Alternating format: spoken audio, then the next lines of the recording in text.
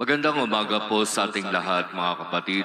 Magandang umaga po, Father. Ngayon po ay araw ng Miyerkules sa ikadalawang linggo sa panahon ng Adbyento at nagpapatuloy tayo sa ating ginagawang paghahanda para sa paggunita sa unang pagdating ng ating Panginoon. Alam nating lahat na kapag ang pag-uusapan ay ang paghahanda, lalo na sa panahong ito ng Disyembre, halos kabi-kabila ang mga pinagkakaabalahan. Kaya nga, minsan sa ating pambugad na panalangin, ang ipinagdarasal natin sa Ama ay huwag maging hadlang ang ating mga pinagkakaabalahan upang tunay na makita at makilala natin ang ating Panginoon na darating ngayong Pasko. At totoo naman, di ba? Kapag pumasok na ang buwan ng Disyembre, kabi-kabila na ang ating mga schedule. Ang daming mga pinupuntahan, ang daming gustong bilhin, ang daming ginagawa, ang daming iniisip gawin. Kaya nga di ba nung Sabado, halos grabe ang naging traffic dito sa ating paligid.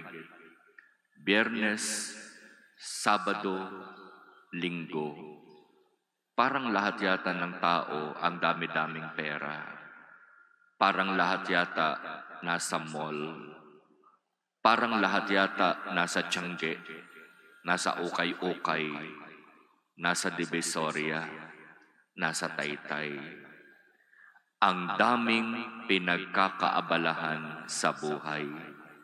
Kaya nga ang paalaala ng ating mga pagbasa, huwag nating ibuhos ang ating buong sarili sa mga pinagkakaabalahan natin sa buhay, na sa totoo, hindi naman makatutulong upang tayo ay mapalapit sa Diyos.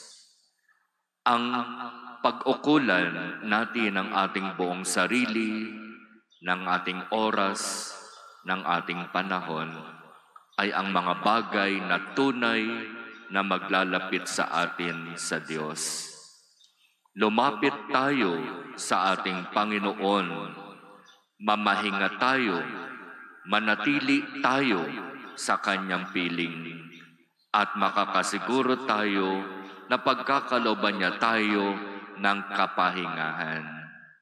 Kaya kung sinasabi natin na ang panahon na ito ng Disyembre ay panahon na halos lahat abala, huwag nating kalimutang maglaan ng oras, ng panahon sa pananahimik, pagninilay, pagdarasal sa piling ng Diyos.